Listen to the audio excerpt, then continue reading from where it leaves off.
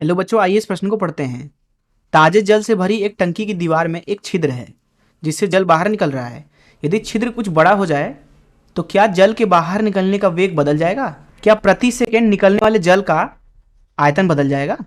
आइए इस प्रश्न की मुख्य अवधारणा की चर्चा करें। मुख्य अवधारणा देखिए, यहाँ पे जो भी द्रव के बारे में बात की जाती है वो दरअसल आदर्श द्रव होती है जिसका घनत्व तो कभी भी नहीं बदलता है। इसलिए यहाँ पे हम दो समीकरणों के बारे में बात करेंगे। हम पहले समीकरण के बारे में बात करते हैं।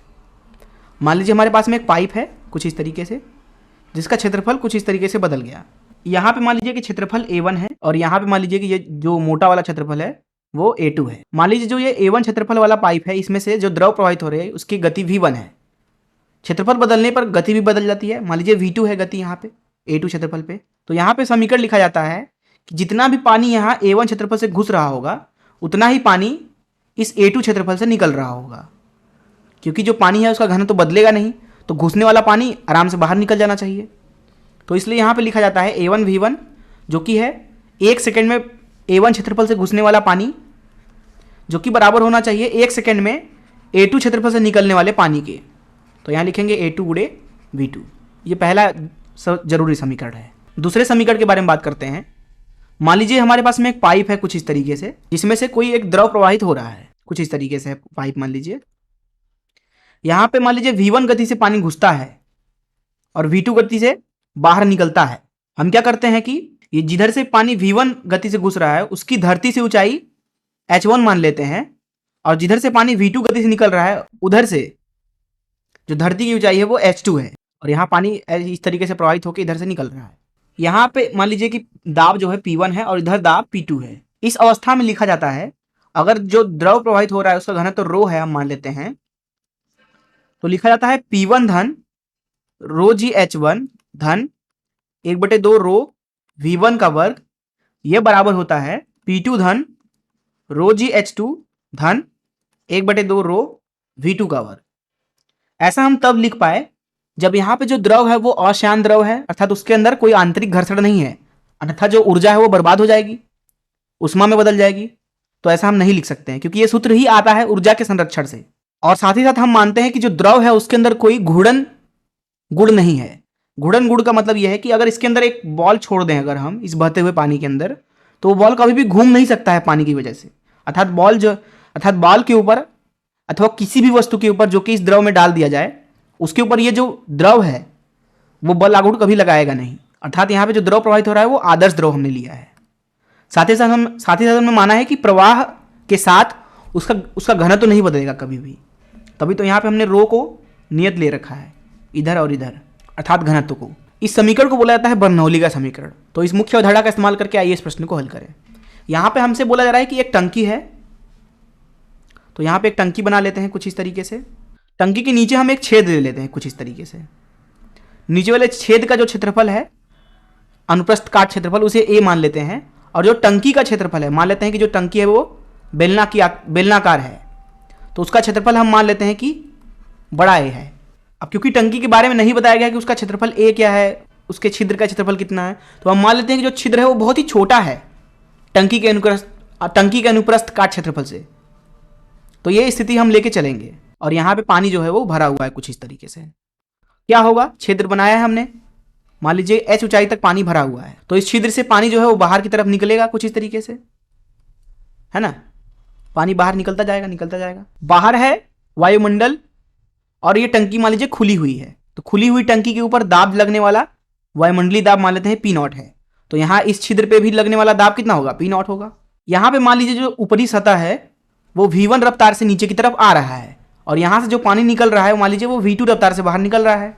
तो यहाँ पे हम अगर मुख्य अवधारणा से बात करें तो इस समीकरण से लिख सकते हैं यहाँ पे कि जितना आयतन यहाँ से गायब होगा उतना ही आयतन इधर से निकलेगा। अर्थात यहाँ पे लिख सकते हैं A गुणे V1 बराबर होना चाहिए छोटा A गुणे V2 के। तो यहाँ से हम लिख सकते हैं कि जो V1 होगा वो हो जाएगा A भागे बड़ा A गुणे V2। अब क्योंकि यहाँ पे A जो है छोटा A वो दरअसल बहुत ही कम है टंकी के अनुप्रस्थ काट क्षेत्रफल से, इसलिए यहाँ पे V1 का मान लगभग 0 के बराबर आ जाएगा। अब जो द्रव है प्रवाहित होकर यहाँ से इधर आ रही है, तो प्रारंभिक बिंदु हम यहाँ पे ले लेते हैं अंतिम बिंदु हम यहाँ पे ले लेते हैं। इसके लिए अगर हम बर्नौली का समीकरण लगाना चाहें तो हम यहाँ पे लिख सकते हैं कि जो पी नॉट धन, हम यहाँ पे रो जी एच लिखने के लिए हम ये तल मान लेते हैं, तो यहाँ लिख देंगे रो जी एच धन 1/2 रो, क्योंकि यहाँ पे जो V1 है वो लगभग 0 के बराबर है, तो यहाँ 0 ले लेते हैं, उसका वर्ग बराबर। दूसरे वाले बिंदु के लिए लगाए हम अगर, तो लिखेंगे पी नॉट धन, क्योंकि इसी तल से हमने रो जी एच लिखा है तो इसके लिए रो जी एच 0, इसके लिए एच 0 हो जाएगा, तो यहाँ 0 लिखेंगे धन 1/2 रो, जिस गति से यहाँ पे जल बाहर निकल रहा है जो कि है V2, तो यहाँ पे V2 का वर्ग लिख देंगे। तो यहाँ से हमें V2 का मान मिल रहा है √2GH के बराबर। तो यहाँ पे हम बोल सकते हैं कि जिस गति से पानी बाहर निकल रहा है उसको अगर V से दर्शाएं, जो कि यहाँ पे हमने V2 से दर्शाया है, यहाँ पे हम उसको V से दर्शा लेते हैं, वो बराबर है वर्गमूल के अंदर 2GH के। क्या ये इस अनुप्रस्थ काट क्षेत्रफल इस छोटे a पे निर्भर कर रहा है क्या? नहीं। तो प्रश्न के प्रथम भाग में पूछा गया था कि यदि छिद्र कुछ बड़ा हो जाए, अर्थात a का मान थोड़ा सा बढ़ा दिया जाए, तो क्या जो पानी है उस जो बाहर निकल रहा है उसके निकलने का वेग बदल जाएगा? तो उत्तर है नहीं, नहीं, जो पानी के निकलने का वेग है वो नहीं बदलेगा अगर हम छिद्र थोड़ा सा बढ़ा दें, क्योंकि बोला गया कि थोड़ा सा ही बढ़ाना है छिद्र आपको। प्रश्न के दूसरे हिस्से पे चलते हैं। बोला जा रहा है क्या प्रति सेकंड निकलने वाले जल का आयतन बदल जाएगा? अगर यहाँ पे प्रति सेकंड निकलने वाले जल को लिखा जाए, यहाँ पे लिख देता हूं मैं, प्रति सेकंड जल के निकलने का आयतन, जल के निकलने का आयतन, प्रति सेकंड जल के निकलने का आयतन, तो उसे लिखा जा सकता है यहाँ पे v गुणे 1 सेकेंड गुणे जिस क्षेत्रफल से निकल रहा है अर्थात छोटा a, इसको लिखा जाएगा v गुणे a के बराबर। और इसको हम, और प्रति सेकंड जो जल निकल रहा है बाहर उसको हम अल्फा से दर्शा देते हैं, तो अल्फा का मान लिखा जाएगा अल्फा बराबर v गुणे a के बराबर। तो इतना मीटर क्यूब आयतन निकलेगा प्रति सेकंड। अब क्योंकि बोला जा रहा है कि जो क्षेत्रफल है उससे थोड़ा सा बढ़ाया जा रहा है, जो v है वो दरअसल केवल ऊंचाई पर निर्भर कर रहा है, इसको लिखा जा सकता है 2GH गुणे a। तो अगर हम क्षेत्रफल को बढ़ा दें अर्थात a का मान बढ़ा दें, तो जो प्रति सेकंड निकलने वाला आयतन है उसमें क्या बदलेगा? ये बढ़ जाएगा। इसके बढ़ने से आप ध्यान से देखें तो प्रति सेकंड निकलने वाला आयतन भी बढ़ जाएगा, अर्थात अल्फा का मान यहाँ पे क्या हो जाएगा? बढ़ जाएगा। तो इसलिए इस प्रश्न के दूसरे भाग का उत्तर हो जाएगा हाँ, बदल जाएगा।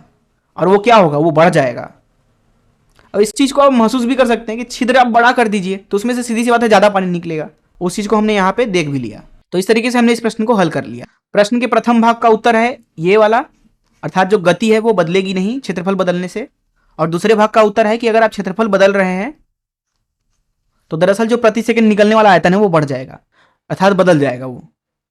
मैं आशा करता हूं कि आपको इस प्रश्न का हल जरूर समझ में आया होगा। धन्यवाद।